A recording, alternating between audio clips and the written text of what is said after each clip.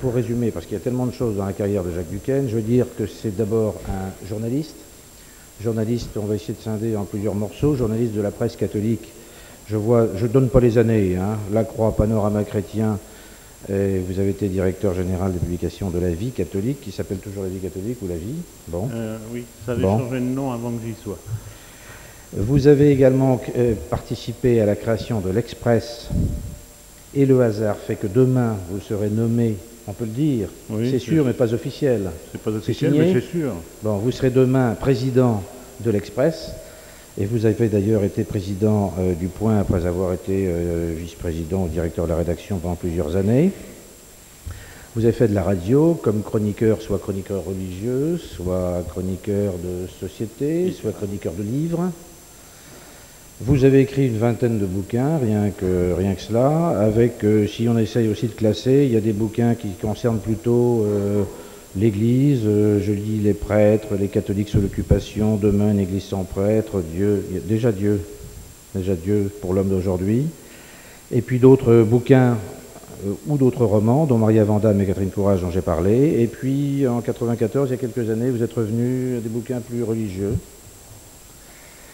Donc j'ai dit presse écrite, radio, télévision, vous êtes aussi vous avez été chroniqueur à France 3 et vous l'êtes à LCI, chronique religion cette fois-ci.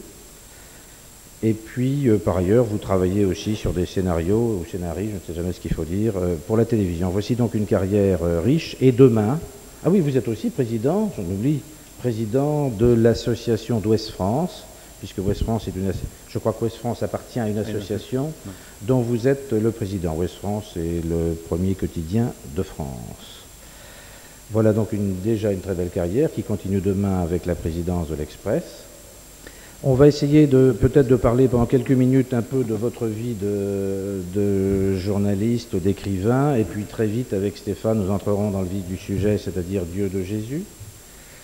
Et comme d'habitude, alors vous serez interrogé par Stéphane Courgeon. Et comme d'habitude, vous tâcherez de répondre de façon relativement brève, si vous pouvez, parce qu'il a préparé au moins une vingtaine de questions, et le public, comme d'habitude, bien sûr, vous pourrez poser autant de questions que vous le voudrez. Voilà. Alors, un mot sur l'Express, puisque c'est l'actualité de demain. Comment ça se fait que vous revenez comme ça à l'Express, comme président ?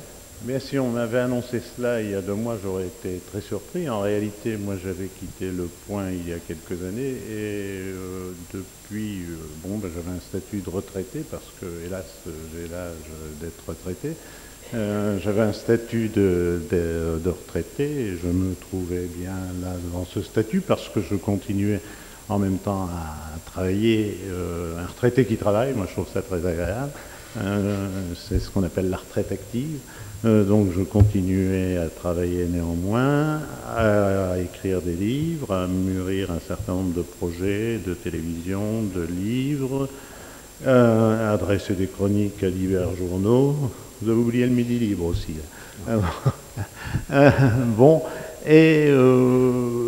Ce qui s'est passé, c'est que, comme vous le savez, il y a quelques mois, l'actionnaire de référence de Havas, à qui appartient l'Express et à qui appartient encore, juste pour quelques jours, le Point, plus un certain nombre de journaux et de moyens de communication divers. L'actionnaire de référence est devenu la Compagnie Générale des Eaux, et la Compagnie Générale des Eaux, qui se mêle beaucoup de communication. Finalement, les deux compagnies, la Générale des Eaux et la Lyonnaise des Eaux, depuis quelques années, se sont dit que la communication, c'était un peu leur affaire, puisqu'après tout, c'est des tuyaux, la communication, et qu'avec le câble, mais c'est vrai, le câble, elles savent, elles, faire passer des câbles et des tuyaux dans les sous-sols et sous terre, et donc ils veulent remplir les tuyaux. Elles se sont lancées donc dans la communication. Et donc la Générale des Eaux, étant devenue l'actionnaire de référence de Havas, avait décidé pour des raisons que je n'ai pas encore moi-même clairement élucidé, de se séparer du Point et de l'Express, qui faisait partie du patrimoine communication de Havas. Je pense que M. Messier, qui est le président de la Générale des Eaux actuellement, pensait que ces deux journaux, moi j'aime autant parler clair, deux journaux comme ça étaient peut-être un peu gênants en période de cohabitation, parce que Si vous plaisez à l'Élysée, vous déplaisez à Matignon. Si vous plaisez à Matignon, vous déplaisez à l'Élysée, etc. Vous ne pouvez avoir que des ennuis avec des journaux de ce genre. Donc, je pense que c'est ça, mais je n'en sais rien, à vrai dire, je n'ai pas eu ces confidences. Ce qui s'est passé, c'est que plusieurs acheteurs se sont présentés pour acheter l'Express. Combien ça coûte l'Express, comme ça, un ordre de grandeur? Monsieur Dassault voulait mettre 550 millions. Voilà. Je ne sais pas, vous savez, le prix d'une chose, c'est le prix que quelqu'un est prêt à donner pour acquérir cette chose. C'est comme une maison, un champ, ou je ne sais quoi. Bon, pour avoir l'Express, M. Dassault, lui, voulait donner 550 millions. Le Monde qui voulait l'acheter aussi, mais qui n'avait pas l'argent pour l'acheter. Le Monde était plutôt à 450, voilà, c'est à peu près de ce niveau-là. Et demain, quel est votre programme? Dès que vous êtes président de l'Express, qu'est-ce que vous faites? Est-ce qu'il y a une évolution avec votre... Il y a une évolution nécessaire parce que, vous savez, c'est ce qu'on appelle les news magazines, parce qu'on a beaucoup de franglais dans la presse. Ce qu'on appelle les news magazines ont un vrai problème. C'est l'évolution des médias. Dans le passé, qu'est-ce qui donnait l'information? C'était les quotidiens. Ils ont été suppléés. Je parle d'information nationale et internationale. L'information locale, c'est un autre problème. Mais c'était les quotidiens qui donnaient donc l'information nationale, internationale et la mise en perspective éventuellement de cette information. Ils ont été suppléés dans ce rôle par la radio et la télévision, ce qui était normal, ça fait partie du progrès technique, disons. C'est vrai que dans les années 20, par exemple, s'il y avait un gros événement qui surgissait, les gens sortaient dans la rue pour acheter le journal. Maintenant, si un gros événement surgit, les gens rentrent chez eux pour regarder la télévision ou écouter la radio. Vous voyez, c'est exactement un renversement de situation totale. Donc, qu'est-ce qui s'est passé? La radio et la télévision ayant pris un peu la place des quotidiens comme fournisseurs d'informations, les quotidiens, eux, depuis une quinzaine ou une vingtaine d'années surtout, ont pris de plus en plus, ont eu tendance à prendre la place des hebdomadaires d'information générale, des news magazines, c'est-à-dire en donnant des articles beaucoup plus détaillés, des dossiers, plusieurs articles sur le même sujet, etc. Et donc, il faut redéfinir un peu la place des news magazines. Il faut vraiment que ces journaux-là trouvent une nouvelle jeunesse qui se trouve essentiellement, je crois, dans la synthèse, c'est-à-dire montrer comment des événements qui sont très différents, qui sont très séparés dans l'espace et dans le temps, en réalité ont un sens commun et marquent une évolution de la société ou une évolution politique qui va dans telle direction. C'est-à-dire il faut qu'on aille, nous, News Magazine, vers la synthèse, la mise en perspective des événements, c'est-à-dire qu'on soit un peu dégagé. Bon, il faut un peu donner de choses un peu vives, un peu alertes, rapides et brèves, parce que les gens aiment beaucoup ça, mais il faut en même temps donner des gros dossiers solides. L'Express de la semaine prochaine, je peux vous dire ça, va publier, je crois, 45 pages sur Cuba. Cuba est très comme ça. C'est un pays qui interroge beaucoup de gens actuellement, y compris les touristes, parce que je vois que beaucoup de gens y vont faire du tourisme. Mais bon, alors je trouve peut-être 45 pages. Moi, pour l'instant, je ne m'occupe pas de la rédaction. J'arrive, je ne suis pas encore nommé, je suis nommé demain. Donc, 45 pages, c'est peut-être beaucoup, mais je crois que quand même, il est important que les hebdomadaires maintenant fournissent des dossiers complets comme ça sur un certain nombre de questions, sur un certain nombre de sujets, aussi bien politiques, scientifiques, moraux, sociétaux, etc. Alors on va essayer de faire ça. Bien, bon, alors... Et il y a 30 ans, j'étais rentré à l'Express et je recommence. Ben voilà. On rajeunit parfois. C'est vous d'ailleurs qui aviez donné la nouvelle formule de l'Express en réécrivant les articles, c'est ça? Oui, j'avais été engagé à l'Express pour réécrire. Il y a le style Duquesne d'ailleurs, je crois, non? Il y avait à l'époque un style Express qui était le style Duquesne. Bon, voilà, parce qu'on était les dans les premières années de l'Express, dans les années 60, après la guerre d'Algérie, hein, quand l'Express est devenu un news magazine, justement, quand il a changé de format et tout cela, un certain nombre d'entre vous s'en souviennent peut-être. Après la guerre d'Algérie, là, quand il est devenu un news magazine, la plupart des articles n'étaient pas signés d'ailleurs, et il y avait une personne qui réécrivait totalement le journal, mais c'était moi. Voilà. Je n'ai pas envie de recommencer, mais c'était quelque chose de très intéressant, ça m'a beaucoup appris, parce que je cherchais des formes d'écriture avec des phrases sans verbe. Parfois, ouais. Et puis démarrer très fort, il faut trouver comment dire, accrocher le lecteur. Et puis à la fin aussi quelque chose de très fort pour qu'il soit content quand il a fini l'article, quelque chose d'assez brillant comme ça pour que le lecteur termine l'article sur un sentiment de satisfaction. Eh bien ce travail-là, c'est un vrai beau travail et ça m'a beaucoup appris pour l'écriture. Ouais. On pourrait faire la conférence sur les médias, mais aujourd'hui, on va surtout parler du Dieu de Jésus et Stéphane Courgeon. Et Dieu dans tout cela. Et Dieu dans tout ça, comme dirait Chancel. Eh bien, Stéphane, monsieur l'abbé, je vous en prie, allez-y. Alors, dans votre livre, Jésus, vous remettiez en question un certain nombre de choses, notamment les miracles, la virginité de Marie. Pas tous les miracles. Hein. Pas tous, non. Et ça avait provoqué un tollé dans l'opinion, chez les pratiquants et puis également à l'épiscopat. Aujourd'hui, dans ce Dieu de Jésus, on constate que vous n'êtes pas vraiment assagi. Vous attaquez à l'incarnation, le péché originel, la nécessité de la souffrance. Tout y passe. Alors pourquoi une telle obstination à revisiter les textes de l'Évangile ? Là, il ne faut pas tout mettre sur le même plan, parce que l'incarnation, au contraire, je ne m'y attaque pas, je dis que c'est l'essentiel de l'essentiel. Tout à fait, non, vous ne remettez pas en cause. Alors que le péché originel, c'est vrai, mais je vous m'y dites attaque. des choses qui vont peut-être déranger. C'est vrai que l'incarnation, c'est, je crois, ce qu'il y a de plus difficile à croire. Qu'un homme soit Dieu ou qu'un Dieu soit homme.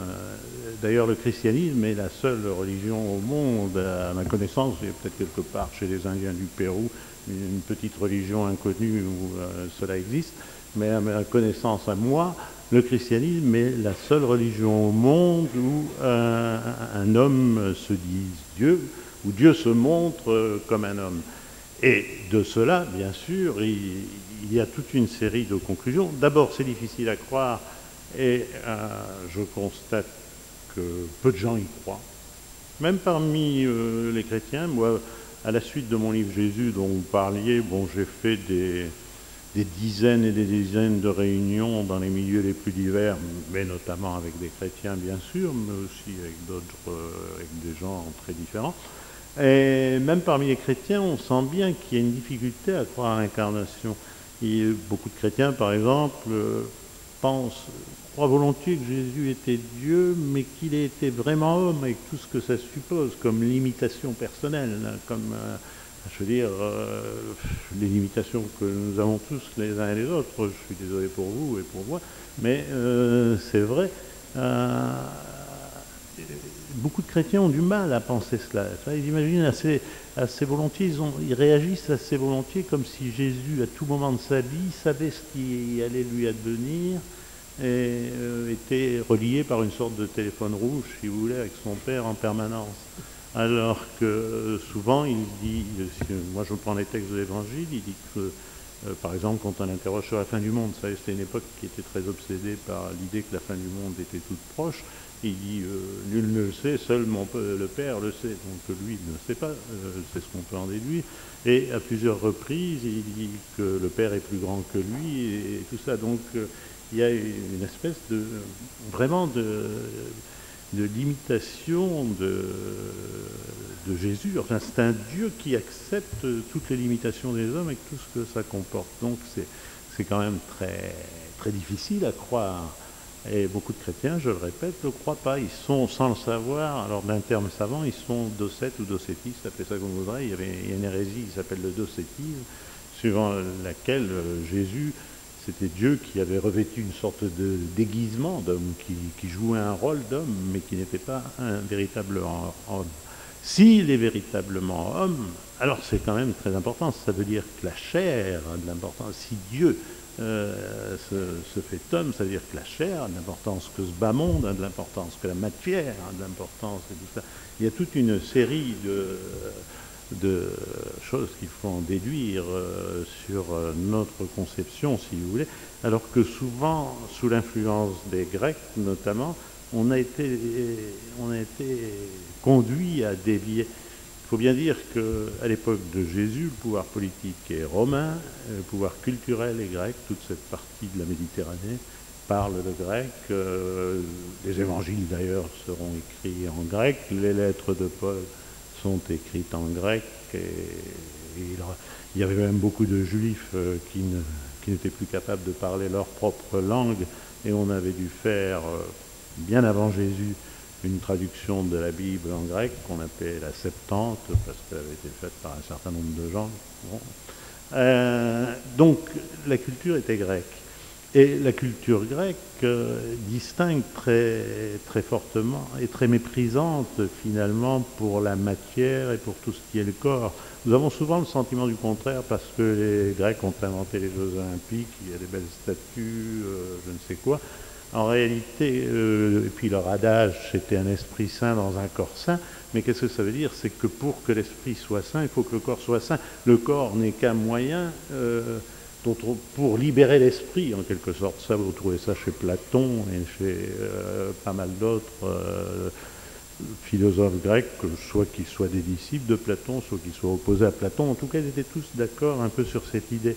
Alors, dès l'origine, pratiquement, dès qu'on va commencer à écrire les évangiles, on va avoir tendance à gommer un peu l'humanité de Jésus au profit de tout ce qui est du ciel, si vous voulez. J'aime pas beaucoup cette distinction, si elle est verticale, mais elle est bien commode quand même, mais je veux dire, elle est bien commode pour l'expression, alors qu'en même temps, elle dévie un peu la réalité, mais donc on va, c'est ce sur quoi je vais insister, dès le début pratiquement, on va transformer un peu les choses et gommer un peu la réalité de l'incarnation. Et ce qui est merveilleux, à mon sens, c'est que l'Église des premiers siècles, en dépit de toutes les disputes, de toutes les hérésies, tous les balbutiements, il faut bien voir, il faut se mettre à la place de ces gens. Ils doivent comprendre une histoire extraordinaire. Mettons-nous à la place aujourd'hui.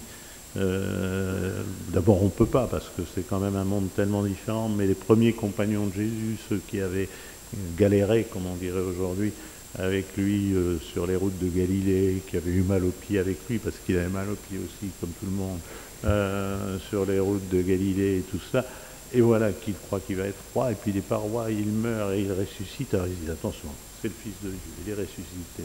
Et en même temps, il est mort. Et qu'est-ce que tout cela signifie? Puis il avait mal aux pieds, il était enrhumé, etc. C'est quand même très, très difficile à comprendre. Donc pendant des siècles, les premiers siècles, on va balbutier, il y aura des hérésies nombreuses pour essayer. Et ce qui est merveilleux, c'est que les conciles d'Éphèse, par exemple le concile d'Éphèse en 431, je crois, ou 35, je ne sais plus, il y a des moines qui se battent dans la rue, les uns contre les autres, on distribue des pots de vin et tout ça pour faire adopter l'idée de l'incarnation. Mais c'est merveilleux que l'idée de l'incarnation, à travers toute cette humanité pécheresse, tous ces balbutiements, tous ces tremblotements, etc., ait réussi à survivre et que l'Église nous l'a amené jusqu'à aujourd'hui, parce que je trouve ça, superbe, l'idée qu'il y a de Dieu dans l'homme, et donc en même temps de l'homme en Dieu, et que Dieu est beaucoup plus proche de nous que nous le supposons, c'est quand même très important. Est-ce que vous pensez que les gens croient plus aujourd'hui en Jésus homme ou en Jésus Dieu? Je crois que les chrétiens croient plus en Jésus Dieu, et ont du mal à accepter tout ce que suppose l'incarnation, c'est-à-dire, il faut bien dire que pendant des générations, on a enseigné aux gens que la terre était en quelque sorte un lieu de passage. On se demande pourquoi Dieu aurait créé un lieu de passage, d'ailleurs. Enfin, un lieu de passage, une vallée de larmes, comme ça, une sorte d'antichambre pour la vie future. Ce qui est le contraire même de l'idée d'incarnation. L'incarnation, ça veut dire que la terre est importante, que ce qui se fait sur cette terre est important, que nous devons agir sur cette terre. Et donc je crois que on a enseigné ça longtemps, cette vallée de larmes, etc. J'ai reçu ce matin, et je voulais l'amener ici, mais un livre de cantiques de 96, c'est-à-dire de l'an dernier, qui dit cette terre ne doit pas nous intéresser, etc. Donc ça existe encore des gens qui disent cela aujourd'hui, bien qu'on ait fait des progrès quand même en ce domaine, il y a encore des gens qui disent ça. C'est un livre de cantiques qui m'a l'air d'être assez répandu, du moins en Belgique, puisque c'est de Belgique que j'ai reçu ça. Et je veux dire, donc les mentalités religieuses ne changent pas vite. C'est bon, c'est pas parce qu'il y a eu un concile et puis des synodes ici ou là, avec des théologiens écrit quelque chose et tout ça, que les mentalités religieuses ont changé. Moi, qui reçois du courrier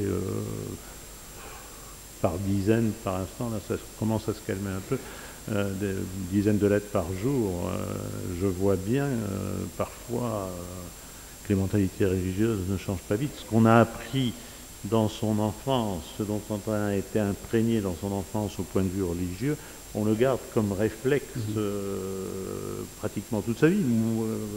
Moi-même, je veux dire que j'ai une tendance, je sais pas moi, quand j'ai une difficulté quelconque, à dire « Ah mon Dieu, aidez-moi », etc. Et puis après, si la difficulté est résolue, je dis « Duquesne n'est pas mauvais quand même, il a bien réussi. » Bon. Est-ce que les évangélistes n'ont pas un peu arrangé la naissance de Jésus pour le rendre un petit peu moins humain? Est-ce que la confusion ne vient pas de là? Il y avait des problèmes, c'est que les évangélistes se sont trouvés aux prises. Matthieu, par exemple, vous avez un problème, Matthieu, qui est très spécifique. Matthieu, c'est quelqu'un qui écrit vers l'année 70. Le texte que l'on a de Matthieu, signé Matthieu, est un texte qui date en gros de l'année 70, 12, 15, par là. C'est-à-dire, qu'est-ce qui s'est passé? Le temple a été détruit, les Romains, vous savez, ont vraiment pris le pouvoir, et à l'intérieur de la religion juive, les Sadducéens, c'est-à-dire les grands prêtres, ont perdu le pouvoir eux aussi, au profit des pharisiens. Et les pharisiens sont les gens qui tenaient les synagogues avant. Les synagogues, ce n'étaient pas des établissements religieux seulement, c'est plutôt des salles polyvalentes, comme on dit aujourd'hui. On y faisait un peu tout dans une commune, dans la synagogue, mais c'est là aussi qu'on célébrait le culte le jour du sabbat.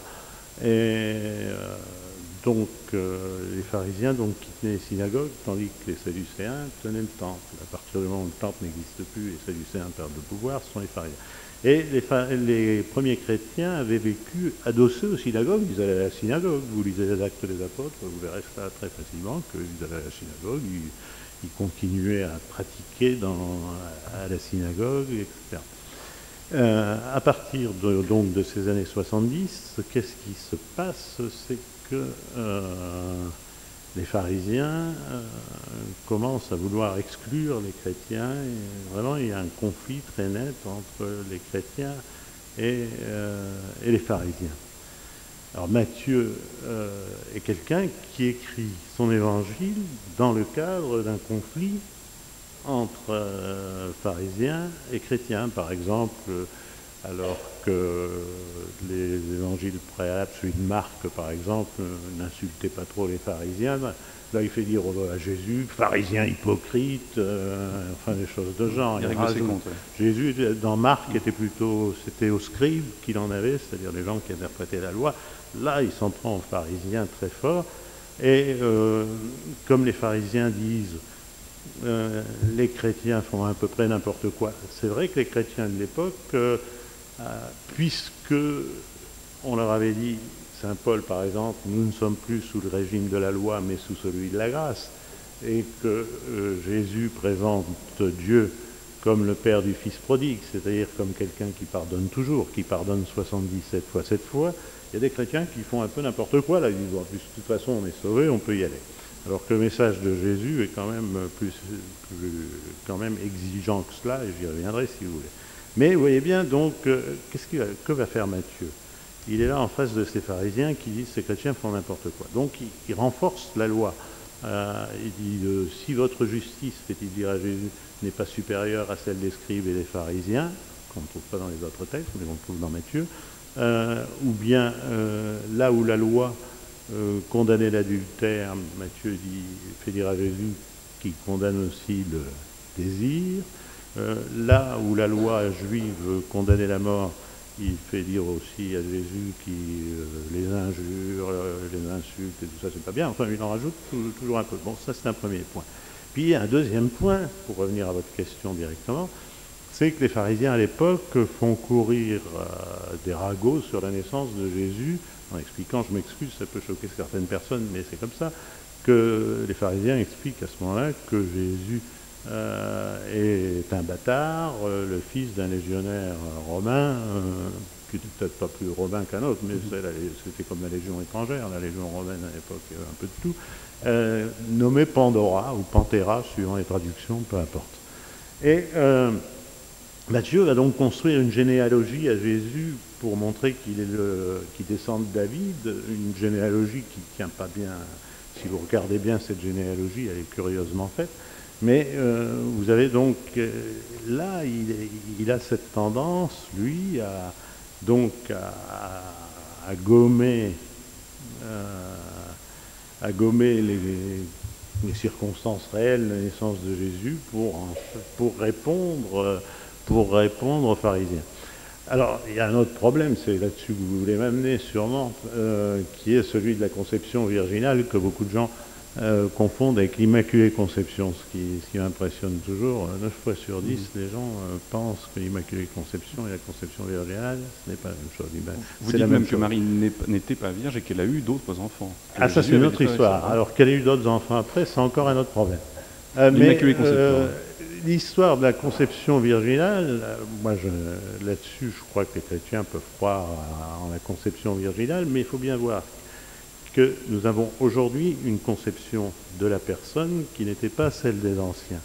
Celle des anciens, à l'époque, était la suivante. En gros, toutes les virtualités, tout ce qui allait faire la personne était contenu dans la petite graine, comme disent les enfants, que le père déposait dans la mère. Et la mère n'était qu'une terre nourricière, un vase, si vous voulez, où il y avait une terre nourricière, où il y avait quelques engrais qui venaient, là, qui aidaient cette graine à se développer, à devenir une plante. Bon. Nous savons aujourd'hui que, tous nous savons, que la personne est quelque chose qui se construit jour après jour, qui n'était pas tout entière contenue dans la graine, mais qui se construit jour après jour dans les actes qu'elle pose, les gestes qu'elle fait, les relations qu'elle a avec les autres. Et nous savons que c'est ça une personne. Et nous savons que vous et moi, je suis désolé pour vous aussi, et que pour vous, nous sommes tous inachevés. Notre personne se constitue encore tous les jours par ce que nous apprenons, par ce que nous faisons et tout ça. Mais si Matthieu et les autres veulent dire que Jésus est fils de Dieu, évidemment, ils sont tentés, et il est normal qu'ils écartent toute intervention humaine dans la naissance de Jésus, et l'intervention de Joseph, plus précisément, et que ce soit la puissance de Dieu qui amène la graine. Alors je ne dis pas que c'est pas vrai, je dis que là, c'est normal dans leur conception à eux, qui est une conception virginale. Alors, quant aux frères et aux sœurs, ça c'est une autre histoire, mais ça c'est écrit en toutes lettres dans l'Évangile, les frères et les sœurs. Je suis désolé, il y a écrit, les frères, ta mère, tes frères et tes sœurs. Et tout ça. Alors, je sais bien que on rétorque en général que dans les pays d'Orient, en Afrique, etc., il y a des gens qu'on appelle frères et sœurs. Nous sommes tous frères en Jésus-Christ. Oui. Non, mais moi j'ai des tas d'amis à qui je tape sur l'épaule en disant mon frère, etc. Ça ne signifie pas que ce soit mes frères de sang. Je sais bien aussi qu'il y a une lettre, un mot de l'araméen qui s'écrit A, AH ou HA, peu importe, suivant les traductions, suivant les livres, c'est différent, et qui veut dire frère ou cousin à la fois. Mais les évangiles sont écrits en grec. Et quand ils sont écrits en grec, ils utilisent pour le mot adelphos, qui veut dire frère. Quand Paul parle, alors Paul, c'est les premiers textes dont on dispose, même avant les évangiles, enfin ceux qui suivent de plus près les événements. Il dit, je suis, après Damas, il dit, je suis allé en Arabie et je suis revenu à Jérusalem où j'ai vu Pierre et Jacques, le frère de Jésus. Et quand il dit Jacques, il met Jacques, Adelphos, le frère de Jésus, bon, Adelphos. Quand il parle de Barnabé, qui est un cousin de je ne sais plus qui, il utilise le mot grec, Anepsios, il ne se trompe pas, Paul. Bon, il y a là quand même quelque chose, une distinction qui est faite très nette. Et quand on dit des frères de Jésus, quand on les nomme, Jacques, José, etc., ils sont là à la porte, je veux dire, c'est pas n'importe qui, c'est pas ses compagnons. Ses compagnons, jamais, les apôtres, on les appelle jamais ses frères.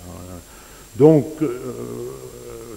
on peut penser, je vois pas pourquoi, c'est la seule phrase de l'Évangile que l'on met en doute pratiquement, c'est quand on dit que Jésus avait des frères et des sœurs. C'est écrit en toutes lettres. Et moi, ça me gêne pas. Si on croit en l'incarnation, que Jésus ait vécu dans une famille normale, comme il y en avait à cette époque, c'est-à-dire, bon, il y avait une ribambelle de gamins et de gamines, là, bon, bah, très bien.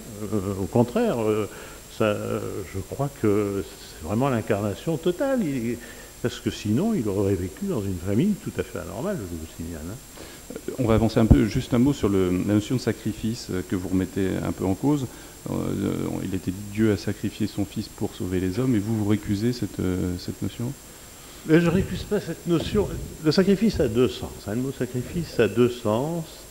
Bon, il y a le sens traditionnel religieux du sacrifice, c'est quelque chose que l'on offre à une divinité pour qu'elle vous accorde en échange sa bienveillance ou sa protection.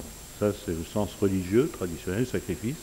Les prêtres aztèques, avant que les méchants blancs, comme on dit, ne débarquent en Amérique dite latine aujourd'hui, ils tuaient comme ça 10 000 personnes tous les ans pour faire plaisir à leur dieu. Mais les méchants blancs sont arrivés, ils l'ont plus fait. Bon, mais très bien. Je veux dire, ça c'est le sacrifice religieux.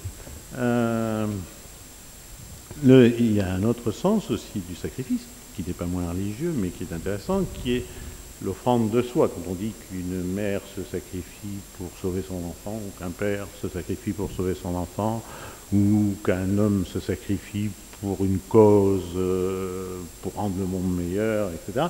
Ça c'est l'oblation, si vous voulez, c'est l'offrande de soi. Malheureusement, ce que beaucoup de gens ont en tête en ce qui concerne la mort de Jésus, c'était que le Père exigeait cette mort pour se réconcilier avec l'humanité. C'est ce que beaucoup de gens ont en tête. Vous interrogez les gens dans les rues du Mans, vous pouvez les interroger dans les rues de Bordeaux ou dans les rues de Lyon ou d'ailleurs, vous entendrez toujours cette même l'explication classique, c'est Dieu crée le monde, ça se passe plutôt bien, les hommes font des bêtises, et pour rattraper ça, Dieu exige une sorte de réparation, mais comme il est bon, il exige la mort de son fils, c'est son fils lui-même qui sera la réparation. Et c'est ce que dit un cantique hérétique que j'aime bien par ailleurs, et que je vais sûrement entendre dans 15 jours là, à Noël, qui est le minuit chrétien, qui dit minuit chrétien, c'est l'heure solennelle où l'enfant Dieu descendit jusqu'à nous, pour effacer la tâche originelle et de son père apaiser le courroux. Alors c'est d'abord le Dieu d'amour qui serait en colère, qui serait un coléreux, Dieu d'amour, et qui a besoin que son fils se fasse tuer. Mais qu'est-ce que c'est que cette histoire? C'est pas raisonnable. Jésus n'a jamais donné ce sens-là à sa mort. C'est un sens qu'on a petit à petit bâti. Que signifie la mort de Jésus? C'est qu'il, alors revenons à l'incarnation, c'est qu'il a adopté la condition humaine jusqu'au bout de la condition humaine. Et le bout, hélas, le plus triste de la condition humaine, c'est la mort. Bon, si vous adoptez la condition humaine, vous allez jusqu'à la mort, et lui, il est descendu, si l'on peut dire, jusqu'au plus bas de la mort, puisqu'il a eu la mort la plus infamante, qui est la mort sur la croix, qui était la mort la plus infamante à l'époque. C'est ça que veut dire son sacrifice. Regardez, il y a un épisode qui me semble important pour comprendre que Jésus a toujours lutté contre le sacrifice. Il faut bien voir que sa lutte à lui était contre le sacrifice au premier sens que j'ai dit, pas au deuxième sens, n'oublions jamais le deuxième sens, mais au premier sens que j'ai dit. Il y a un épisode qui est tout à fait intéressant, dont je ne parle même pas dans ce livre, parce que c'est justement à la suite de réunions comme ça avec des auditoires divers que tout d'un coup ça m'est apparu comme une évidence. C'est l'épisode des marchands du temple. L'épisode des marchands du temple, quand Jésus arrive, là il arrive au temple, et vous savez qu'au temple, donc, il y avait On échangeait l'argent impur. On était obsédés par la pureté, les Juifs de l'époque, et des ablutions toute la journée, etc., parce qu'ils étaient obsédés par la pureté, la nécessité d'être pur. Donc on échangeait l'argent impur, qui était l'argent de l'extérieur du temple, en argent pur, qui était l'argent de l'intérieur du temple. Et on achetait avec cet argent pur des animaux, des colombes, des agneaux, des bœufs, des taureaux, que l'on offrait ensuite en sacrifice. Bon. Tout ce commerce-là étant tenu d'ailleurs par les grands prêtres qui se faisaient pas mal d'argent avec ça. Bon, quand nous voyons Jésus renverser les étals du temple, nous pensons, nous, à un geste du genre, je ne sais pas s'il allait casser les boutiques de Lourdes ou quelque chose de ce genre, les statuettes lumineuses où on met de l'eau bénie ou je ne sais quoi, etc. Pensons à ce type de geste. Mais c'est beaucoup plus fort que ça, parce qu'il dit, vous avez fait de la maison de mon père une maison de commerce. Il y a quelques traductions qui disent un repère de brigands, mais plus généralement, c'est une maison de commerce dans les traductions. Qu'est-ce que ça veut dire? Ça veut dire que les relations de Dieu et des hommes ne sont pas des relations de type commercial, donnant-donnant. Alors, j'ai rien contre les commerçants, je m'empresse de le dire, et bon, je dirige un journal, donc je vais en diriger un qui va se vendre, qui ne va pas être donné gratuitement. Mais, je veux dire, les relations de Dieu et des hommes ne sont pas du donnant-donnant. Pas de monnayage. C'est pas du commerce, c'est pas je te donne ça, Dieu, et toi, en échange, tu me donnes ta protection, ta bienveillance, le salut, que sais-je encore. Les relations de Dieu et des hommes sont du donnant tout court de la part de Dieu. Dieu donne et ne demande pas en échange qu'il y ait des règles. Alors ça, on peut parler des règles si ça nous intéresse, bien sûr, mais c'est ça qui est essentiel. Dans cet épisode de Marchand du Temple, à mon avis, est très éclairant parce que ça montre que les relations de l'humanité avec Dieu ne sont pas du « je te donne, tu me donnes », mais c'est Dieu qui donne tout simplement. Dans la maison de mon père, on donne. Le père de l'enfant prodigue. Le père de l'enfant prodigue, quand son fils revient, il ne sait même pas si son fils se repent ou pas. Il le voit arriver sur la route. Nous savons, parce que Jésus dit qu'il se repent. Mais le père, lui, ne sait pas à ce moment-là. Et il dit, ben, mon fils est là, il est vivant, eh bien faisons la fête. Et vous avez d'autres récits, d'autres paraboles. Ce n'est pas une parabole isolée, vous avez d'autres paraboles dans l'Évangile où vous voyez un roi, par exemple, à qui un débiteur doit 12 000 talents, je crois, ou 10 000 talents, peu importe. En tout cas, c'est une somme considérable. Ça veut dire, je ne sais pas, je crois que Hérode, qui vivait dans le luxe des palais, aurait pu vivre plusieurs années avec ça. Ce qui veut dire, c'était vraiment une dette considérable. Et que fait ce roi? Il se dit, mais bon, ils ne peuvent pas payer, donc je remets sa dette. D'ailleurs, le personnage à qui il remet sa dette, après, il a affaire à quelqu'un qui lui doit 3 sous et à qui, au contraire, il exige ses 3 sous. Mais ce n'est pas ça la pointe de la parabole. Vous savez que les spécialistes disent toujours dans une parabole, il y a une pointe, c'est-à-dire un enseignement essentiel. L'enseignement essentiel, c'est que Dieu remet la dette tout le temps. Alors, je sais bien qu'il y a dans Marc une phrase qui est un peu contradictoire avec tout ce que je viens de dire. Alors, il ne faut jamais repousser d'un geste méprisant les phrases qui sont en contradiction avec votre propre thèse, bien sûr. Il faut les examiner avec intérêt. Il y a un moment où les fils de Zébédée, Jacques et Jean, c'est après le miracle de la multiplication des pains. Et là, ça se passe mal pour ce qu'on peut appeler le mouvement de Jésus. Donc, Jésus, les gens qui étaient là veulent le faire roi, et Jésus ne veut pas, et beaucoup de gens s'écartent, s'en vont. Et même, c'est à ce moment-là que Jésus dit à Pierre, mais vous allez nous quitter, vous aussi, et que Pierre dit, à qui irions-nous, Seigneur? Vous avez les paroles de la vie éternelle. Bon. Et à ce moment-là, Jacques et Jean, là, qui n'étaient pas très futés, puisque ça a mal pour le mouvement de Jésus, vont le voir et lui disent, mais quand tu seras roi, il y a peu de chances que ça arrive, puisque lui-même venait de dire, mais enfin, ils ne sont pas malins. Quelquefois, l'Évangile, surtout Marc, a tendance à présenter les apôtres comme pas très intelligents. Je crois qu'il les charge un peu, mais enfin, c'est comme ça. Donc, ils vont le voir, ils disent, quand tu seras roi, tu nous mets un à ta droite et l'autre à ta gauche. Et Jésus répond, vous n'avez rien compris, ce qui est évident, je ne suis pas venu pour être servi, mais pour servir. Et là, il y a un petit bout de phrase qui s'ajoute, alors qu'il ne parle pas de sa mission, et servir de rançon pour une multitude. Et cette phrase va dans le sens, effectivement, du sacrifice, au premier sens que j'ai dit du mot sacrifice. Alors il faut s'interroger sur cette phrase. Est-ce que je peux vous interrompre? Est-ce que vous pouvez aller un tout petit peu plus vite, parce que je vais essayer d'avancer un petit peu dans mes questions. Alors je vais aller plus vite. Il faut s'interroger sur cette phrase parce que qu'est-ce que ça veut dire rançon pour une multitude? Rançon, à l'époque comme aujourd'hui, c'est un objet ou de l'argent qu'on donne à quelqu'un pour obtenir en échange la libération d'un otage. Bon. Et pendant longtemps, on s'est demandé qu'est-ce que ça voulait dire. Et jusqu'au XIIe siècle, jusqu'à Abélard, puis ensuite Albert le Grand, et puis ensuite Thomas d'Aquin, on a dit que c'était Dieu qui offrait son fils en rançon au diable. Au diable. Alors Abélard, etc., ont changé, on dit non, c'était Dieu, Jésus, qui s'offrait en rançon à Dieu. Mais aujourd'hui, les traducteurs ont travaillé là-dessus et ont trouvé que le verbe rançonner, c'est lutron en grec, si mes souvenirs sont exacts, je n'ai pas mes notes là devant les yeux, avait pris depuis plusieurs siècles un autre sens. Ce verbe lutron, c'était délivrer d'une rançon.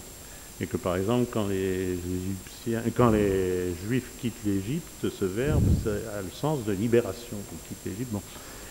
Si vous faites dire à Jésus, je ne suis pas venu pour servir de rançon pour une multitude, je suis venu pour libérer une multitude, c'est un tout autre sens, effectivement. Et vous voyez qu'on progresse toujours quand même, qu'on fait des progrès dans la connaissance de Jésus.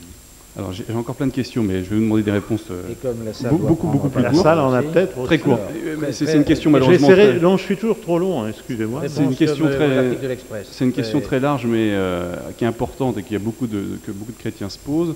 On lit dans l'Évangile Dieu est amour, mais on se pose toujours la question, mais si Dieu est amour, pourquoi y a-t-il des enfants qui meurent? Pourquoi il y a la guerre? Pourquoi y a-t-il eu Auschwitz?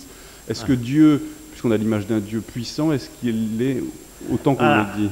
Écoutez, en 30 secondes, il faut que je réponde à oui, je sais, mais vous l'abordez dans votre livre et c'est vraiment une question importante. Aussi fondamentale que celle-là. Mais c'est vrai que des tas de gens vous disent s'il y avait un bon Dieu, il ne permettrait pas cela. On entend ça tout le temps. Et ces gens qui disent cela, on les comprend souvent, on est tenté de les comprendre, c'est évident. Alors, réponse classique de l'Église, c'est le péché originel qui a tout faussé, etc. Péché originel, je suis désolé, mais il me faut un peu de temps là. Le péché originel, Jésus en a jamais parlé, c'est basé sur une histoire de la Genèse qui est écrite quand? La Genèse, c'est écrit au VIe siècle, en gros, avant Jésus-Christ, au moment où les Juifs sont déportés à Babylone. Et ça se passe plutôt bien pour les Babyloniens avec leurs dieux nombreux au pluriel, tandis que les Juifs, eux, c'est la partie la plus notable des Juifs qui est déportée par tout le peuple, eux, ça va mal, d'abord ils sont déportés, etc. Donc la Genèse écrit dans un moment où il faut disculper Dieu du fait que ça va mal. Bon. Après, le péché originel, ça va rôder dans les têtes, non pas dans la Bible, parce que vous avez des tas de textes où les prophètes qui sont la voix de Dieu disent « Je ne veux plus vous entendre dire, les pères ont mangé des raisins verts et les fils ont eu des dents agacées. » Et ça, c'est vraiment le péché originel, cette phrase-là.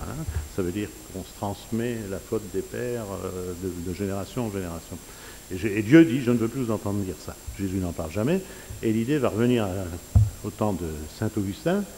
Et saint Augustin, quand est-ce qu'il écrit lui aussi? Il écrit au moment où l'Empire romain est en train de s'effondrer. Au IVe siècle, vraiment l'Empire romain qui vraiment avait introduit une sorte de Pax Romana, comme on disait, une sorte de paix dans toute cette Méditerranée. Et on voit arriver les barbares, qui n'étaient pas tellement barbares, mais enfin c'était les autres. Bon. Qui arrive là. Donc l'Empire romain s'effondre et c'est dans cet état d'esprit-là qu'Augustin va écrire. Ça, c'est dans ces circonstances historiques qui, bientôt, bien sûr, influencer ce qu'il a écrit. On est tous influencés par les circonstances historiques dans lesquelles on écrit, c'est clair. Bon, donc il y a cette idée de péché originel qui est une première réponse. mais qui est une réponse pas satisfaisante pour bien des gens. Il suffit de lire Dostoïevski, les frères Karamazov pour s'en rendre compte, de se dire, parce que Adam et Ève auraient fait des fautes, un bébé de 2 mois a un cancer, qu'est-ce que ça veut dire cette histoire? Bon. Alors que Dieu est un Dieu d'amour. Bon. Donc il y a cette réponse-là. Bon. Il y a une deuxième réponse classique qui est, c'est la liberté des hommes. Si les Hutus et les Tutsis du Rwanda se tuent entre eux, c'est parce qu'il y a le mal au cœur de l'homme, ça c'est vrai, et le mal, et qu'ils ont le choix entre le bien et le mal. Bon, c'est le mal qui l'emporte et ils se tuent entre eux. Ce qui est une réponse qui est tout à fait valable, acceptable, qui est claire. Bon. Mais si un bébé de 2 mois a un cancer, si un tremblement de terre à Assise qui tue des Italiens, si un volcan à la Soufrière tue d'autres gens, etc., c'est pas la faute des hommes, ça, c'est parce que, bon, eh bien, c'est tout simplement que la création n'est pas terminée. C'est clair. D'ailleurs, dans le texte de la Genèse, c'est écrit que Dieu dit aux hommes, parce que le texte de la Genèse n'est évidemment pas à prendre au pied de la lettre, mais il y a un sens dans tout ça quand même, il dit aux hommes de dominer la nature. Et l'histoire des relations de Dieu avec l'humanité, c'est l'histoire d'une création qui est en train de se faire toujours, toujours, toujours. Et chaque fois qu'un laboratoire invente un nouveau médicament, qu'on crée un barrage qui résout un peu quelques problèmes de l'environnement naturel, qu'on met un peu plus d'amour, de fraternité dans ce monde et tout ça, c'est la création qui progresse. Et en gros, elle progresse. Mais je crois que c'est ça, c'est que la création n'est pas terminée et c'est pourquoi le mal existe dans ce monde. On n'a pas une vision assez historique de Dieu. On pense que Dieu est un être impassible, intransformable et tout ça, qui a fait une création une fois pour toutes et puis voilà, que, comme la personne qui a créé ce micro. Ben non, c'est pas ça. La création, c'est une vaste histoire qui est en train de se faire et à laquelle nous sommes tous appelés à contribuer. C'est pour ça qu'il y a l'alliance entre Dieu et les hommes. Il y a plusieurs alliances. On a dit que Dieu avait fait l'homme à son image, mais c'est plutôt l'homme qui fait Dieu à son image. Enfin, chacun a sa propre... Ah ben non, parce que là, Dieu se montre. Bon, ce qu'il y a d'extraordinaire, attention, dans le christianisme, c'est que Dieu se montre. C'est ce que dit Jean. Et d'ailleurs, des gens discutent de ça en disant, mais Jésus ne s'est jamais prétendu vraiment Dieu. Ça arrive seulement que dans les... en réalité, on voit bien qu'il y a une progression, si vous lisez même les autres évangiles, parce que c'est dans l'évangile de Jean que c'est le plus clair. L'évangile de Jean, il y a Philippe, je crois, l'apôtre, qui pose la question à Jésus en disant « Montre-nous le Père et ça nous suffit ». Évidemment, nous, on serait tous contents aussi si une fois pour toutes, ça serait résolu, sauf que notre liberté, à partir du moment où Dieu devient évident, il n'y a plus de liberté pour l'homme, et donc plus d'amour. L'amour ne peut se concevoir que dans la liberté. Et il n'y a plus d'amour entre Dieu et de l'homme par rapport à Dieu si c'était un Dieu qui s'impose par son évidence. C'est clair, j'espère être clair. Donc, Philippe dit ça, montre-nous Dieu, le Père, et ça nous suffit. Et Jésus répond, qui me voit le Père. Ça, c'est l'évangile de Jean. Le Père et moi, nous ne sommes qu'un. Il n'y a que dans l'évangile de Jean qu'il y a une affirmation aussi forte. Mais dans les autres évangiles, on voit bien que vers la fin, il y a une espèce de progression dans la découverte par Jésus, je dirais, de ce qu'il est vraiment, et dans l'affirmation de ce qu'il est vraiment. Et donc, c'est pas l'homme qui fait Dieu à son image, c'est Dieu qui se montre comme homme. Alors, évidemment, comme je disais tout à l'heure, il y a de Dieu en l'homme, et tant mieux pour nous, et il y a de l'homme en Dieu. J'avais plein de questions sur l'enfer, le paradis, ça va être très long, donc je voudrais juste m'attarder sur l'image de l'Église, sur l'image de Dieu, qui n'est pas toujours très gaie. Quand on parle du christianisme, on voit toujours une croix, où Dieu crucifié, l'enterrement a toujours autant de succès, entre guillemets. Souvent, oui, ça c'est terrible. Ça, j'avoue que Jésus a prêché la joie. Ouais. Il n'y a qu'à lire ces textes. Et encore une fois, dans l'évangile de Jean, souvent ça revient, il y a tout un superbe texte à la fin de l'évangile de Jean, qu'on appelle la prière du Seigneur parfois, où il dit je suis venu pour qu'ils aient ma joie, mais pas demain après-demain, mais déjà sur cette terre qu'ils partagent ma joie et tout ça. Il ne prêche que la joie, il annonce le bonheur, le salut et tout ça. Et finalement, les images qu'on a données, et les images ont de l'importance, les images que l'on a données sont des images de tristesse, c'est la croix. Alors je sais bien que la croix, comment dire, je ne vais pas dire ça a un aspect positif, dire qu'une croix a un aspect positif, mais en tout cas a un sens positif qui est de montrer que l'incarnation, que Jésus a assumé la condition humaine jusqu'à mourir sur une croix. Donc ça, c'est positif. Le négatif, c'est quand même cette idée du supplicié pour une religion de la joie. Ça, cette image d'un supplicié pour une religion de la joie. Et ce qui me frappe, c'est qu'on n'est pas obligé d'avoir toujours des croix, mais si vous prenez toute l'iconographie chrétienne, les chapiteaux, les vitraux, les peintures, les tableaux, tout ce que vous pouvez imaginer, moi, je n'ai jamais vu l'image, sauf la crèche, hein, mettons à part le bébé de la crèche, j'ai jamais vu l'image d'un Jésus souriant ou riant. Et je trouve ça triste. Les JMJ, là, les Journées mondiales de la jeunesse, ont un peu changé cette image de tristesse. On revient un peu maintenant, on insiste, c'est vrai, depuis quelques années, on insiste là-dessus. Mais moi, je me souviendrai toujours avec terreur d'un débat auquel j'ai assisté il y a 2 ou 3 ans, avenue de la Grande Armée à Paris, où il y a Jean d'Ormesson, là, qui lui est agnostique à ma connaissance, et qui dit, bon, vous pourrez me dire tout ce que vous voudrez, mais le christianisme, c'est la religion des larmes. Et je constate aussi, sociologiquement, alors on ne peut pas le reprocher à l'Église ni à qui que ce soit, dans la mesure où maintenant, beaucoup de gens ne pratiquent plus. Quand est-ce qu'ils vont à l'Église? Ils vont à l'Église pour les enterrements. Bon, voilà. Bien, question de la salle sur J'espère, je vois pas bien la Dieu salle. et Jésus. Peut-être tout à l'heure une ou deux questions sur notre premier chapitre, la presse, la radio, la télévision. On reste donc sur ce thème. Mais vous pouvez, Vous même levez ça la peut être main. aussi des contestations. Hein. Vous levez la main, il y a certainement des micros qui se tendent vers vous.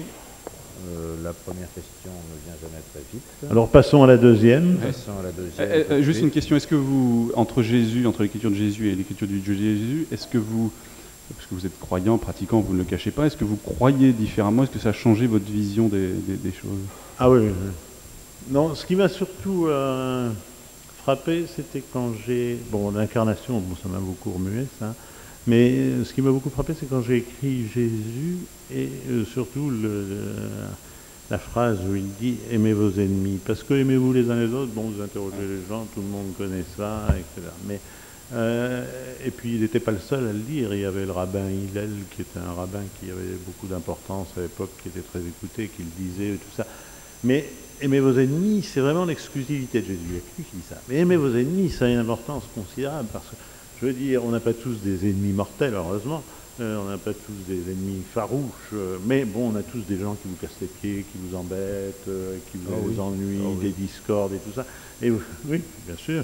Et chaque fois, se dire, je dois aimer cette personne avec qui j'ai des problèmes et tout ça, c'est quand même... Mais moi, ça m'a... Ouais, ça m'a changé la vie. Ça m'a changé la vie. Bon, tout le monde le sait, après que j'ai écrit Jésus, j'ai eu quelques textes épiscopaux pas très gentils pour ce livre. J'ai reçu ensuite les excuses du président de l'épiscopat, mais enfin bon, mais c'était après. Mais quand j'ai reçu ces textes pas très gentils, je me disais, il faut les aimer, ces évêques-là. C'était pas facile.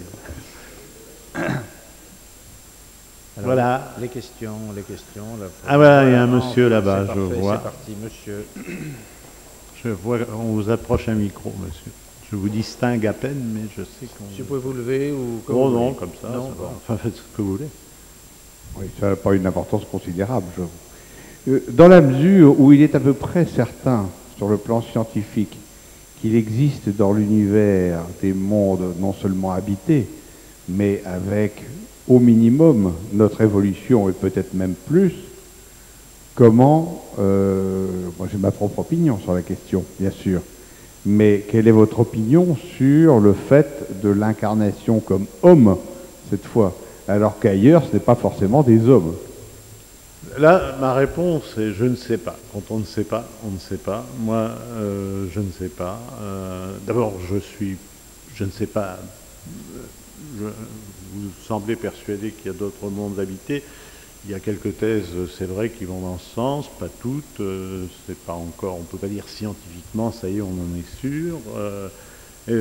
Si ça existe, évidemment l'histoire des relations de Dieu et de ces gens-là, des êtres vivants qu'il y a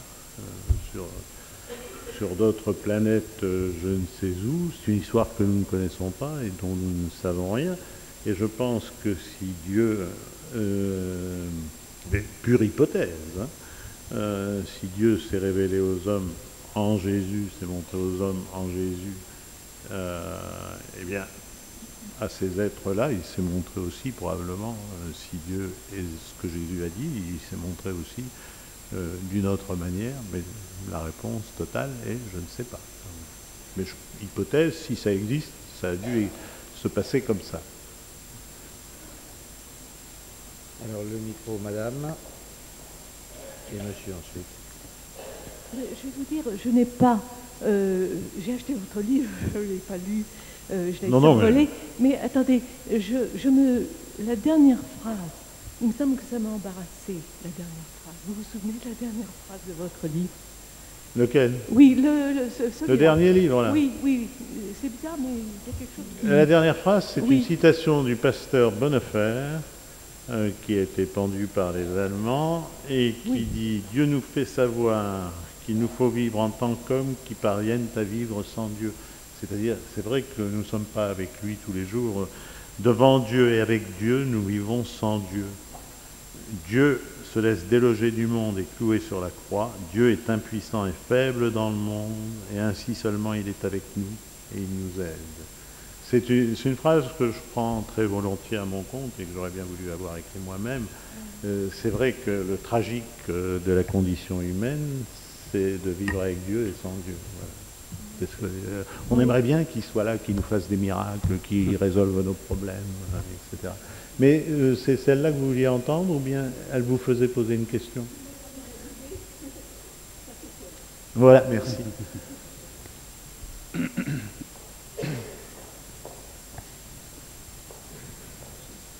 Pourquoi Dieu aurait-il choisi pour s'incarner plutôt un homme blanc qu'un homme noir?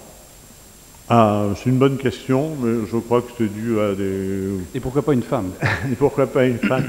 Vous savez que là, je reviens de Montréal, enfin où j'étais il y a 15 jours, où j'ai fait ce type de réunion au Québec, là, et où il y a des gens qui écrivent Dieu, eux. Des femmes notamment, parce qu'il y a un mouvement féministe très fort au Québec, et pour montrer que Dieu peut être aussi des deux sexes, et que ce ne soit pas seulement un homme, ils écrivent Dieu, eux. Voilà. Mais pour revenir à la question, c'est vrai que c'est une bonne question, à laquelle on peut répondre tout simplement qu'il s'est incarné à un endroit du monde qui était le bord de la Méditerranée, tout simplement, où se passaient les choses, où il y avait des communications, où il y avait les idées circulaient, les gens circulaient, et tout ça. Au sud, dans l'Afrique subsaharienne, bon, on circulait moins, il n'y avait pas de communication, on ne savait même pas que ça existait à cette époque. Donc, moi, j'en sais rien, hein, il faudrait lui demander pourquoi il s'est incarné de cette manière. Moi, quand je sais pas, mais je constate que de cet endroit-là, on pouvait très vite répandre. Et quand même, quand vous pensez qu'à cette époque, le christianisme s'est répandu très, très rapidement dans toute cette partie de la Méditerranée, qui est arrivé très vite à Rome, finalement, qui était quand même assez loin, ça veut dire que de cet endroit-là, on circulait beaucoup, ce qui n'était pas vrai dans l'Afrique subsaharienne. Mais moi, c'est une explication à moi, alors sinon, il faut aller lui demander. Hein. Moi, je ne sais pas. Mais c'est vrai que représenter toujours tout le problème, est-ce que Dieu a un sexe, par exemple, est-ce que il est masculin plutôt que féminin?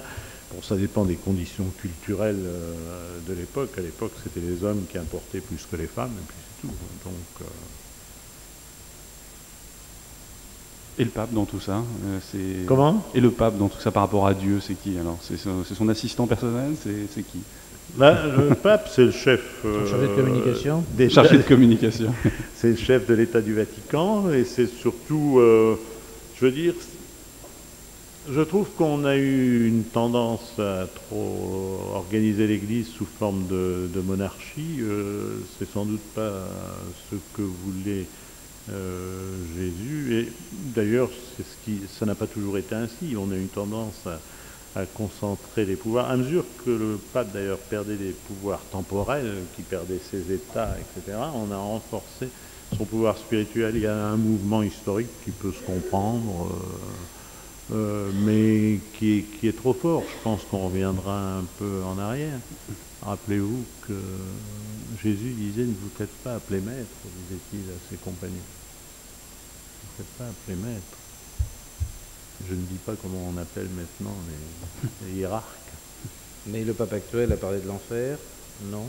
Il a dit qu'il y avait pratiquement personne en enfer. Oui. Ah, probablement, voilà, exactement. Non. Pas dans son dernier livre, mais dans son livre précédent, le pape Jean-Paul II a dit qu'il n'y avait probablement personne en enfer, même pas Judas, a-t-il dit. Moi j'aurais dit même pas Hitler, mais enfin il dit même pas Judas. Je veux dire que je regrette que les médias dont je suis n'aient pas repris ces informations. Quand ils parlent du préservatif, une ligne dans un discours de 45 pages, les médias reprennent ça.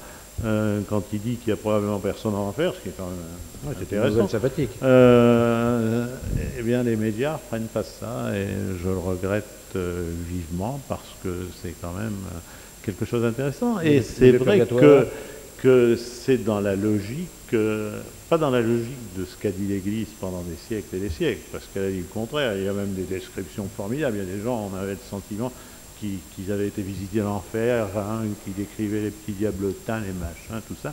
Mais l'Église n'a pas toujours dit ça, maintenant elle le dit, mais l'Évangile, en gros, le dit. Si vous reprenez les paroles de Jésus, vous voyez bien qu'il est venu pour sauver, il dit qu'il est venu pour sauver tout le monde. Alors vous avez aussi des paroles où, alors revenons à Matthieu, où on dit à droite les élus et à gauche les pas élus, ou le contraire, je ne sais plus. Oui, là. Ça, c'est un moment où Matthieu et les évangélistes qui écrivent à cette époque-là ont besoin, mais vraiment besoin, de remettre un peu d'ordre dans les communautés chrétiennes, où justement les gens se disant après tout on est sauvé de toute façon, comme je l'ai dit tout à l'heure, on faisait un peu n'importe quoi. On a eu là une génération de chrétiens qui s'est payée de bon moment, si j'ose dire. Alors les questions, continuez si vous voulez. Madame. Voilà.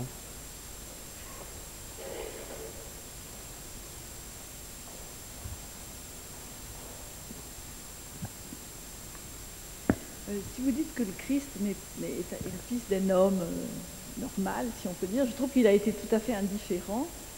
Et moi, ça me frappe qu'il n'en ait jamais parlé, parce que dans ces lignées où quand même le Père avait une énorme importance, il ne fait jamais allusion qu'à Dieu, et jamais à un Père humain. Oui. Et ce Père humain, alors je suis un petit peu presque choquée pour lui de l'indifférence qu'il témoignerait. Parce qu'il parle de sa mère. Très peu aussi. Oui, peu, mais quand même. Très peu d'ailleurs, et qui sont mes frères. Mais quand même, il la confie à la fin à Saint Jean. Alors là, justement, sur cette phrase, sur l'évangile, attendez, il y a deux problèmes. Il parle très peu. D'abord, Jésus parle très peu de son enfance, de sa famille, pratiquement jamais, enfin de ce que rapportent les évangiles. Il faut toujours se dire que les évangiles ne sont pas des biographies, ce sont des catéchismes. Ça a été, des catéchismes, en gros des recueils de paroles et des textes de missionnaires. C'est les premiers missionnaires, au fond, qui vont à certains endroits et qui s'adressent à un certain type de public. Luc s'adresse à un certain type de public, Marc à un autre type de public. Matthieu s'adresse essentiellement à des juifs, lui, tandis que Luc ne s'adressait pas essentiellement à des juifs.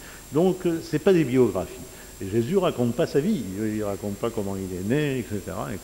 Quand il parle de sa mère et de ses frères, c'est même un peu pour les tenir à l'écart.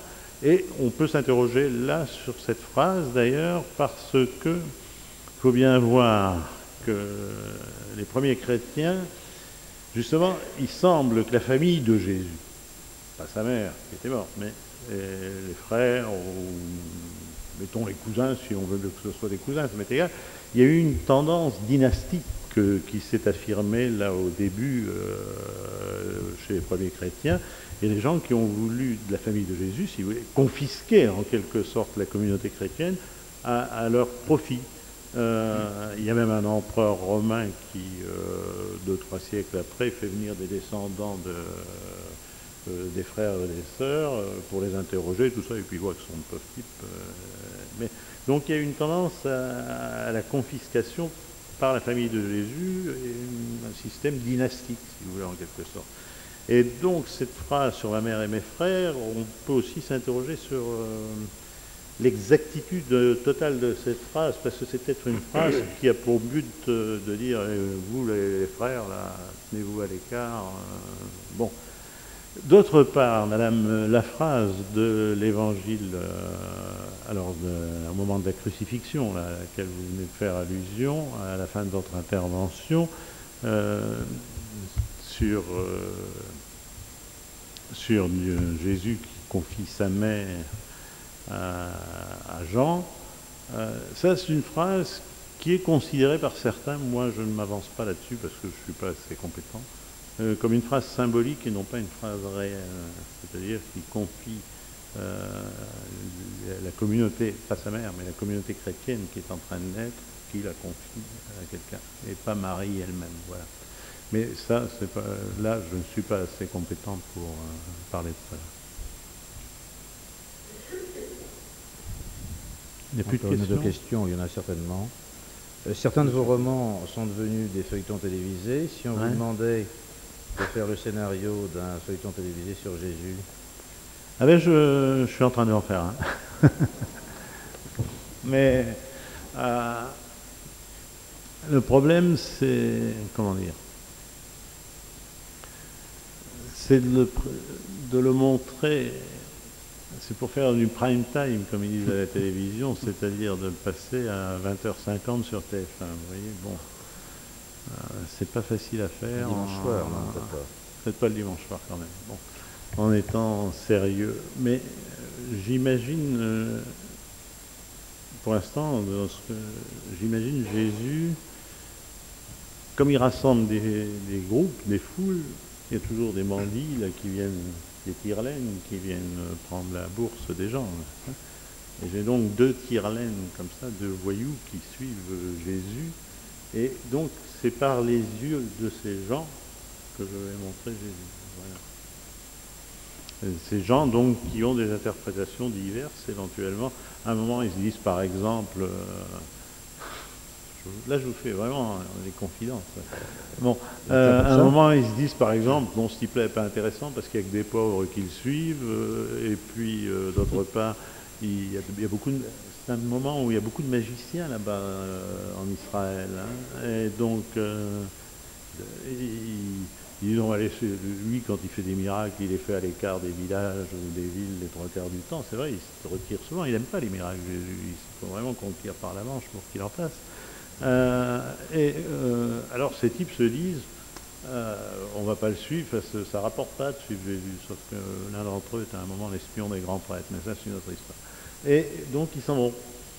Et le miracle des pains, par exemple, a lieu quand ils ne sont pas là, ils vont abandonner Jésus. On leur dit il a rassemblé 5000 personnes, il leur a donné à manger, ils disent 5000 personnes, ça vaut la peine, ils reviennent, mais ils ont donc toutes les versions possibles du miracle de la multiplication des pains.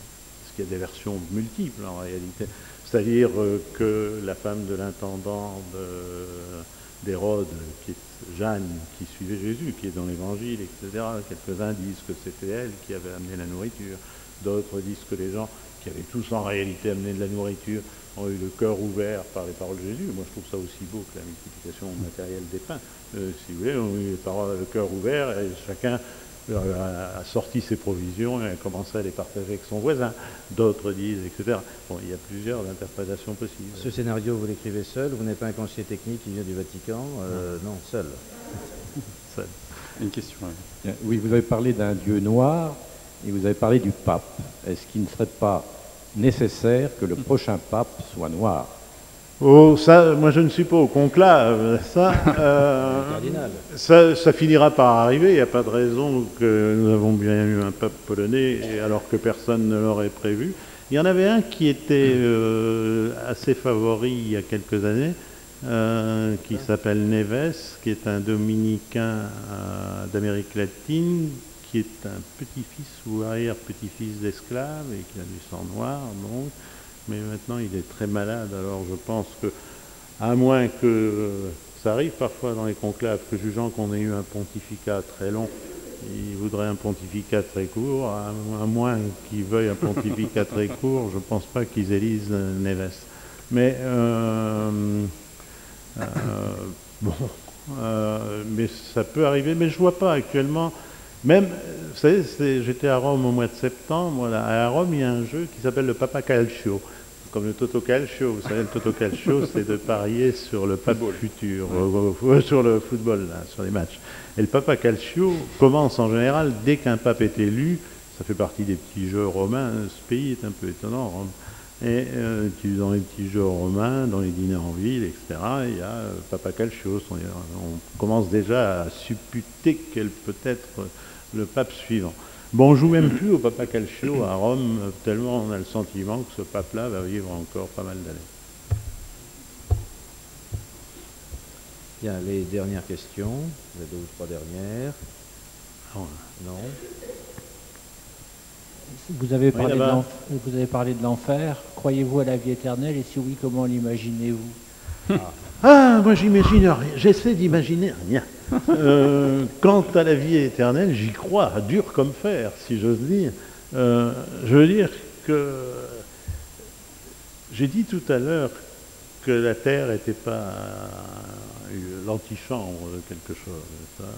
Je crois vraiment que la vie, nous l'avons pour toujours, mais qu'elle peut prendre des formes diverses. Et je ne sais pas comment elle aura lieu, mais ça, oui, je crois beaucoup. Je crois beaucoup à la vie éternelle. Je crois que le fait que le cœur s'arrête de battre, que le cerveau s'arrête de marcher, etc., il y a quand même autre chose dans la vie des gens qui s'appelle tout bêtement l'amour, et que ça ne peut pas disparaître parce que la matière a disparu, tout d'un coup, a cessé de fonctionner. Et donc il y a autre chose. Je crois vraiment à la vie éternelle. Mais sous quelle forme, je ne sais pas. Souvent on m'interroge sur la résurrection. Alors je dis, bon, j'en sais rien non plus. Est-ce que vous allez ressusciter à 10 ans, à 20 ans, à 30 ans? Sous quelle forme? On n'en sait rien, la résurrection de la chair. Personne ne peut parler de ça sérieusement. Quand on ne sait pas, on ne sait pas. Il faut avoir l'humilité de dire on ne sait pas, moi je ne sais pas. Bien, nous arrivons peut-être au terme de ce débat. Non, une dernière question. C'est en général quand on annonce les dernières qu'on dure beaucoup. Madame. Monsieur, je ne vois pas bien. Il y en a plusieurs, non? J'aimerais savoir quel sens profond vous donnez à la crucifixion de Jésus sur la croix. Pardon? Quel sens vous donnez à la crucifixion? Le sens de la crucifixion, c'est, si vous voulez, je crois qu'il a été... Bon, pourquoi Jésus meurt-il sur la croix? Il y a une raison bassement matérielle à laquelle j'ai fait allusion tout à l'heure, c'est que Jésus, en luttant contre le sacrifice et tout cela, était en train, s'il avait été écouté, les grands prêtres, c'est-à-dire les Sadducéens, la caste des grands prêtres, la mafia des grands prêtres, si vous préférez, eussent perdu leur source de revenus la plus importante. Donc ça, c'est une des raisons bassement matérielles pour laquelle Jésus va mourir. Une deuxième raison pour laquelle il meurt, c'est que, aux yeux des grands prêtres, qui sont des collaborateurs des Romains, c'est quand même un agitateur, qu'ils ne veulent pas avoir d'ennui avec les Romains, et Pilate, encore moins, Pilate, qu'on a présenté comme un mollasson souvent, Pilate est un dur, en réalité c'est un antisémite.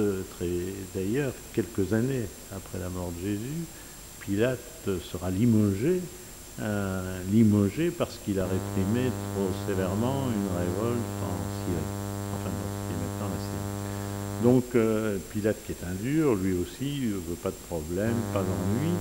Et au moment de Pâques notamment, il y a toujours une tension formidable chez les Romains, puisque affluent là tous les Juifs qui viennent en pèlerinage, soit de Galilée ou de Judée, mais soit aussi toute la diaspora. Il y avait déjà plus de Juifs qui vivaient en dehors de la Palestine qu'il n'y avait de Juifs en Palestine. Et les Romains étaient toujours là sur leur garde, et alors qu'ils n'étaient pratiquement jamais à Jérusalem, pour pas qu'ils venaient là avec des légions, enfin, les militaires venaient, et nombreux et tout ça. Et donc Pilate, lui aussi, a un rôle très, très important dans la mort de Jésus. Et ce qui est frappant d'ailleurs, c'est de voir que dans les évangiles, à mesure que l'on passe de l'évangile de Marc à l'évangile de Jean, qui est le dernier, on va gommer la responsabilité de Pilate, puisqu'on est en bagarre avec les pharisiens, comme je le disais tout à l'heure, et on va insister sur la responsabilité des Juifs. On fait même faire à Pilate un geste qui est un geste purement juif, qui est de se laver les mains. C'est les ablutions, ça n'existe pas chez les Romains, ça, de se laver les mains en disant « je suis innocent de la mort de ce juste » et tout ça. C'est pas du tout vrai, ça. Évidemment, ça a été rajouté après. Donc, il y a Pilate. C'est la troisième raison pour la mort de Jésus. Et alors, le sens profond de la mort de Jésus, c'est ce que je disais tout à l'heure de l'incarnation. Il va jusqu'à la mort. Un homme, c'est quelqu'un qui meurt. Et là, c'est qui meurt, et lui meurt sur la croix, parce qu'évidemment, l'amour dérange. Ce qu'il est en train de raconter, ça dérange tout le monde, donc on va le supplicier.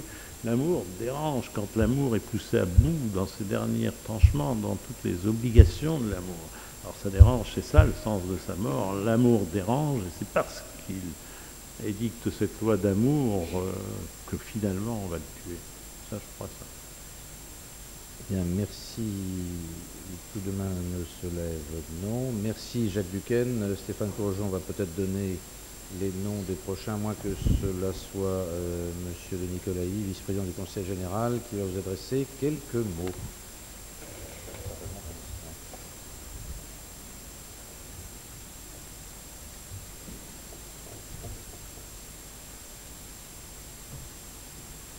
Mesdames, Messieurs, Monsieur le Préfet, Mesdames, Messieurs, je voudrais, au nom de François Fillon, qui me prie de l'excuser de ne pas avoir été présent à écouter cette brillante conférence de Jacques Duquesne, vous remercier, Monsieur Duquesne, d'avoir passé ces instants avec nous, d'avoir évoqué ce sujet ô combien difficile, qui est celui de Dieu, de Jésus, à la lumière de votre expérience, à la lumière de la lecture de l'Évangile, et en même temps à la lumière de ce que vous avez été, c'est-à-dire un journaliste. Je voudrais juste vous dire que on a parlé de la tristesse de la religion catholique. Pour ceux qui, comme moi, étaient aux Journées mondiales de la jeunesse, on a vu un autre aspect de la religion catholique et donc de la joie. Alors merci en tous les cas de nous avoir consacré ces instants dans cette abbaye de l'Épau cistercienne qui se prête au recueillement, même si nous sommes ici dans le dortoir des moines. Mais je suis persuadé que vous nous avez, et j'en suis sûr, vous nous avez tenu bien en éveil pendant cette conférence. Je voudrais vous simplement dire en même temps que la prochaine conférence qu'organise le Conseil général, ça sera au mois de janvier prochain, le 22, avec Edwin Pleyel, non pas à confondre avec Eddie Mitchell, mais ça sera sur un autre sujet, mais qui lui aussi est journaliste. Si je peux rajouter deux mots, permettez-moi. Edwin Pleyel, juste un mot pour les gens qui souhaiteraient assister à la conférence, dire qu'il vient de publier un livre qui s'appelle Les mots volés, qui est paru chez Stock, si vous le souhaitez lire le livre avant la conférence. Et c'est un livre qui évoque, je crois, les écoutes téléphoniques dont il a été victime sous François Mitterrand. Et puis les prochains invités, ensuite le 22 janvier, donc Edoui Plenel, 18 février Nicolas Hulot, et le 19 mars ce sera Yvan Levaille. Un mot pour dire que Jacques Duquesne également, si vous le souhaitez, dédicace son livre à la sortie de la salle. Merci Jacques Duquesne. Merci à vous.